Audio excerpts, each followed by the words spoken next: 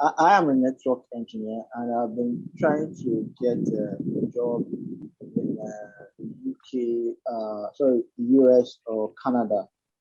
So I don't know how you guys can help in regards to that. Securing a job offer and in line of networking or systems engineering. That's my question. Caleb, have you heard of DevOps? DevOps, yes, yes. I've heard Are of you a DevOps. DevOps engineer? Not really. I'm planning to get into DevOps, but right now I'm not. I'm not. So, Caleb, you need to get into DevOps or cloud hosting, cloud engineering very quickly. Yes. The problem that Yes. you Yes. have is I'm into that that now. if you say that you are doing infrastructure and network, right, and what you are doing is connecting cable and all of those kind of things, the world has moved on. The world moved on maybe like 5, 6 years ago, right? You need to then be able to adapt that skill to the virtual environment that people are using now. 10 years ago, it was a lucrative business to be able to build data centers. And of course, for you to build data centers and manage data centers, you will need network engineers that are CCNA, CCNP, and all those kind of things. Now, those roles are scarce.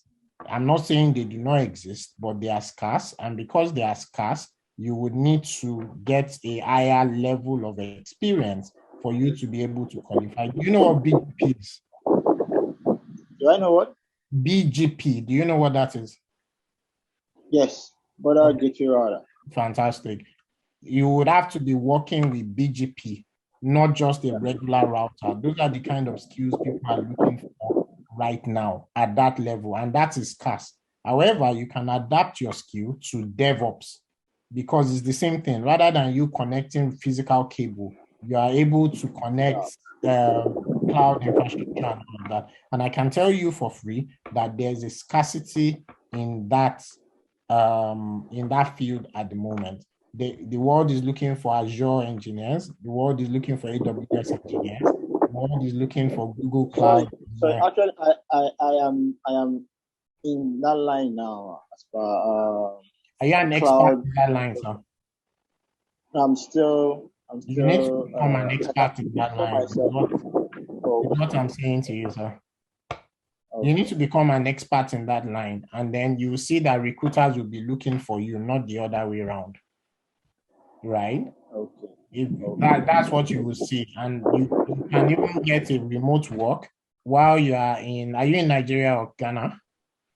I'm in Nigeria. In Nigeria. While you're in Nigeria, you can even get remote work where recruiters will be looking for you, but they will only be looking for you if you have the right skill. I mean, you can lie and say, I have the right skill, but they will take you through different levels of exams and tests and all of that just to make sure you have the right skill. Once they find that, they would not mind paying top dollars for you. They would not mind sponsoring your work application in the UK, in the US, and so on. But you need to be the top of your field. I would say you look into Europe. Once you become an expert, I would say you look into Europe more than the US for now, because there is a bigger scarcity in Europe, and because there are less, let me put it this way, there are less opportunities in Europe.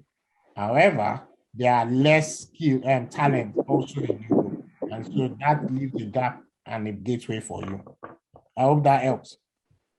Yes, thank you. Thank you. But I think you have not really answered. I said, would you be able to connect in terms of job opportunities abroad?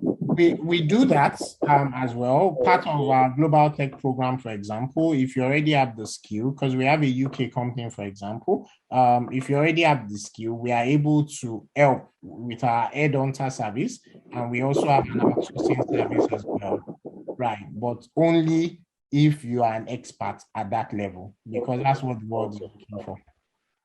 Thank you. Thank you. Yeah, thank you. All right, I'm coming to you now.